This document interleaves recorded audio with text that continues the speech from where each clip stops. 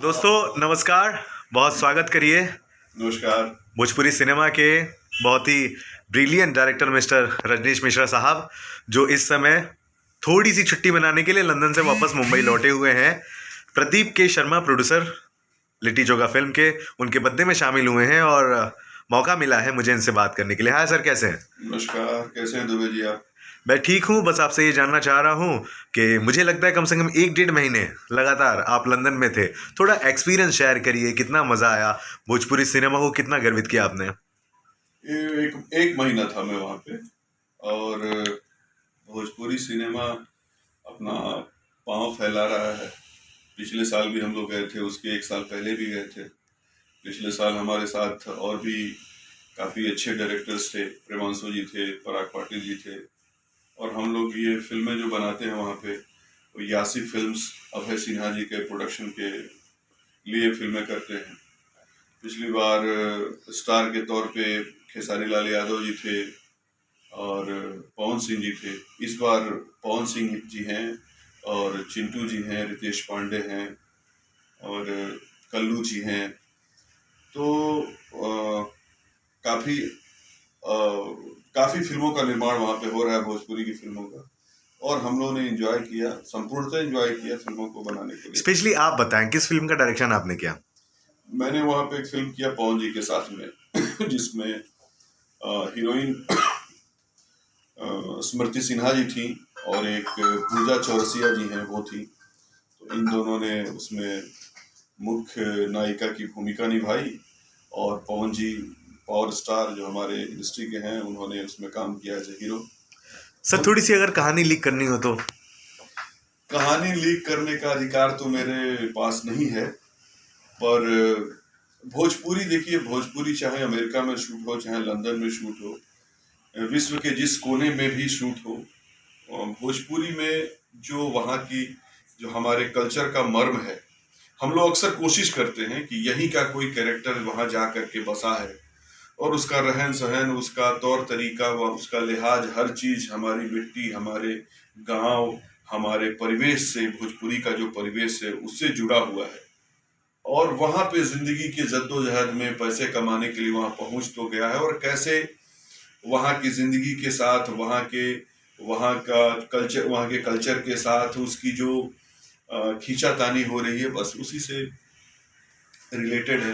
ज़्यादा स्टोरी के बारे में अभी नहीं कहूँगा, लेकिन जब पोस्ट प्रोडक्शन की चीज़ें जब आगे बढ़ेंगी तो बिल्कुल आपके साथ शेयर करूँगा। मुझे लगता है सालों बाद बहुत बड़ी केमिस्ट्री बनी है आपकी, पवन सिंह साहब की और स्मृति सिन्हा, 3 लोग एक साथ सालों बाद।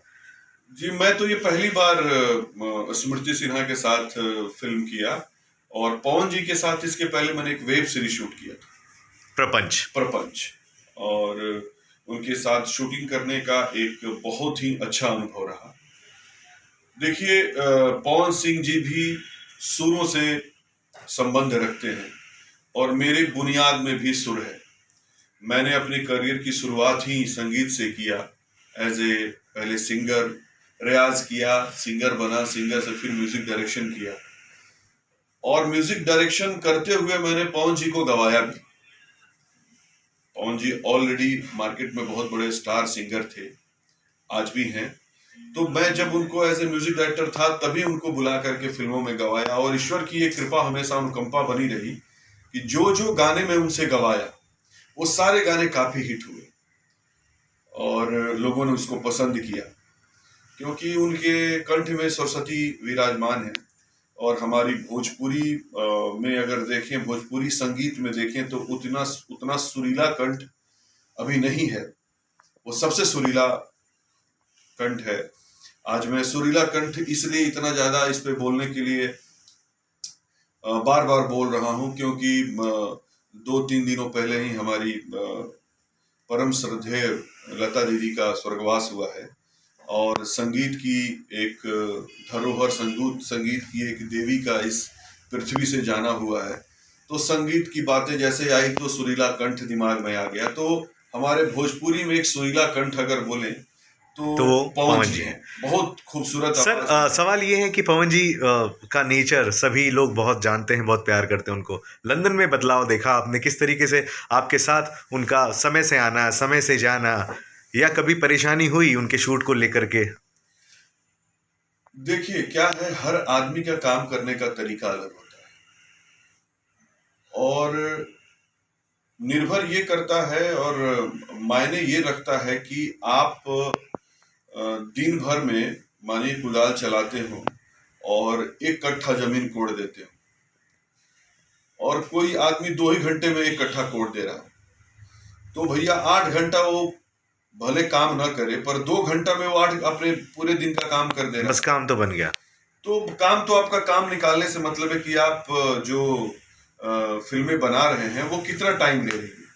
तो मैंने जो फिल्म उनके साथ किया वो 22 दिन के अंदर कंप्लीट किया और बाकी हीरोइनों का भी फिल्म जो कंप्लीट होता है वहां पे 22 दिनों में ही होता है। पवन जी को लेकर के हमेशा ये मिथ्याएं और ये भ्रांतियां चलते रहती हैं कि वो लेट आते हैं। जैसे आपके प्रश्न पूछने के पीछे भी यही रीजन राज होगा, यही राज होगा कि वो लेट आते हैं, समय पे नहीं पहुंचते हैं, तो कैसे। तो देखिए वो मायने रखता है कि सामने वाला अगर लेट आ रहा है या कितनी देर में अपना कितना काम कर दे रहा है। आप लेट को देख रहे हैं कि उसकी क्षमता को देख रहे हैं कि वो कितना ज्यादा अच्छे से काम कर पा रहा है। तो मैंने लेट पे ध्यान नहीं दिया, उनकी क्षमता पे ध्यान दिया कि वो कितने देर में कितना काम कर रहे हैं, वो मेरे लिए ज्यादा मायने रखता है।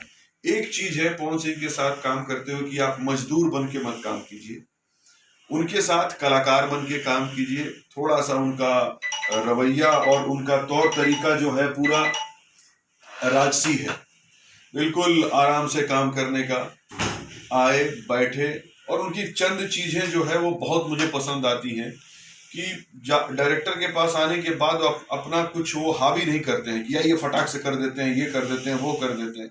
आते हैं सुकून से मेकअप करके फिर पहुंचते हैं, पहुंच करके फिर पूछते हैं कि भैया क्या करना है, क्या बात, क्या करना। करने के बाद वो उनके सामने एक स्क्यूट करके बोलते हैं कि हमको दिखाइए और उनके सामने परफॉर्म करके दिखाना होता है। फिर वो 2-3 रिहर्सल खुद करते हैं और रिहर्सल करने के बाद वो 1 टेक बिल्कुल। तो जितना आदमी सोचे रहता है कितना टाइम लगेगा, रीटेक्स होगा, कुछ होता ही नहीं है। क्या बात है सर, वाह, वेरी गुड।